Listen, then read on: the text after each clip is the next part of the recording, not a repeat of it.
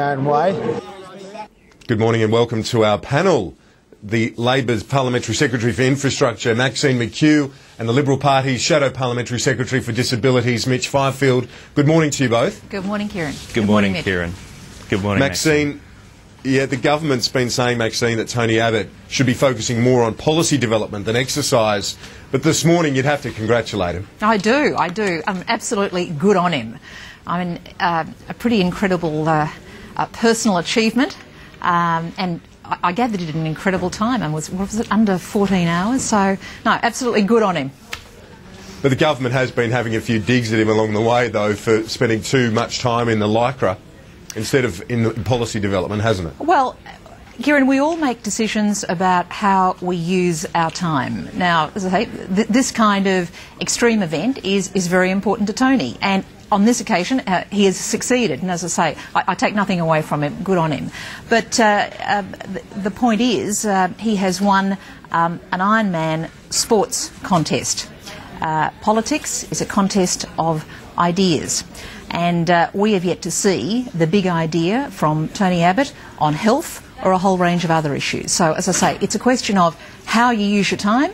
We all make our own decisions about that. I got a bit of exercise yesterday. I was out door knocking in my electorate, listening and talking to people about health and a whole range of other issues. So, as I say, we all make our decisions.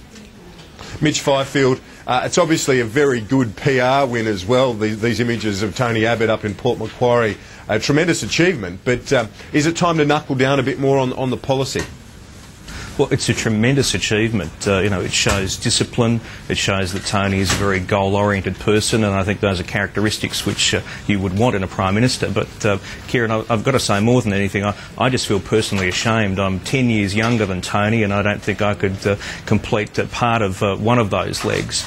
But on the serious point, Kieran, Labor have, I think, been quite disgraceful over the last few weeks in relation to Tony, his fitness and his exercise.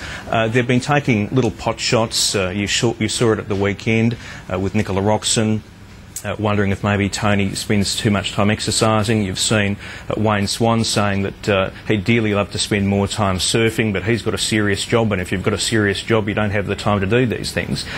Basically, what the Labor Party is saying is that Tony's not focusing on his day job. I don't know why Labor don't just come out and say that instead of this sniping little campaign from the sidelines. Tony's got every right to be fit, he's got every right to be healthy, he's got every right to exercise, and he's setting a terrific example for Australians that it's a good thing to be fit, and he's also demonstrating, as I said, that he's someone who's disciplined, who's goal-oriented, and I think they're the sort of characteristics that we want in someone to lead our nation.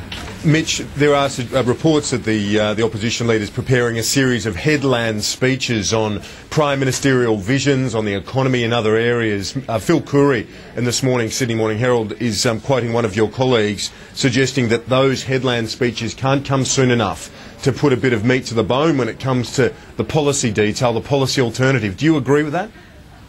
Well, I think Tony's put a lot of policy out there already. Tony's put out the paid parental leave scheme.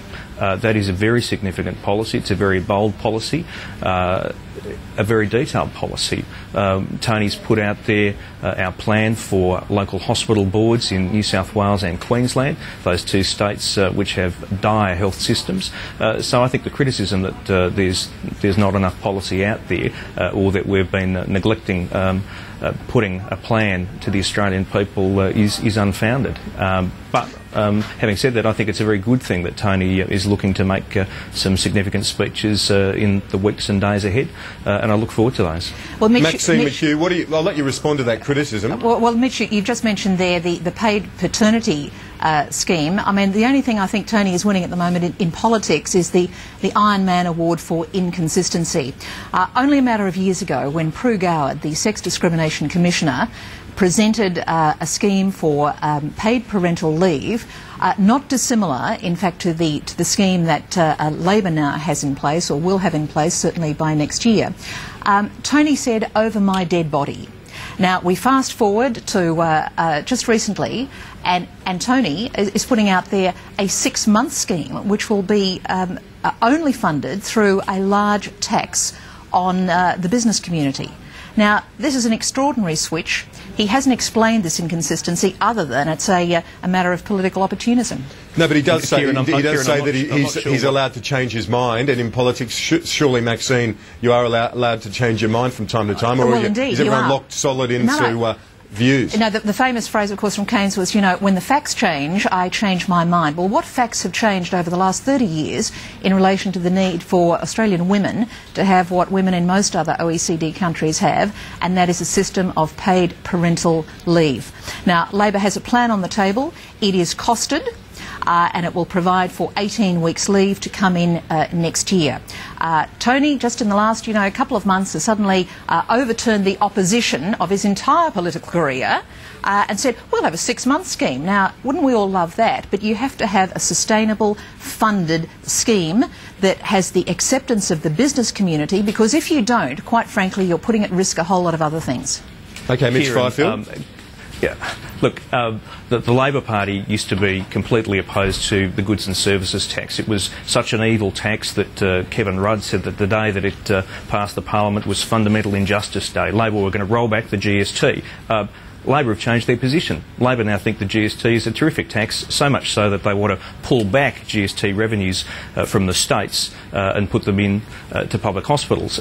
Labor have changed their mind. It's not a bad thing in politics if you find yourself convinced by a particular argument to change your position. But I've got to say, I'm actually getting confused by Labor. On the one hand, they attack Tony for not having policy out there, for not having enough policy out there. Then, when we have something like the paid parental scheme, Labor attack us for having too much policy out there.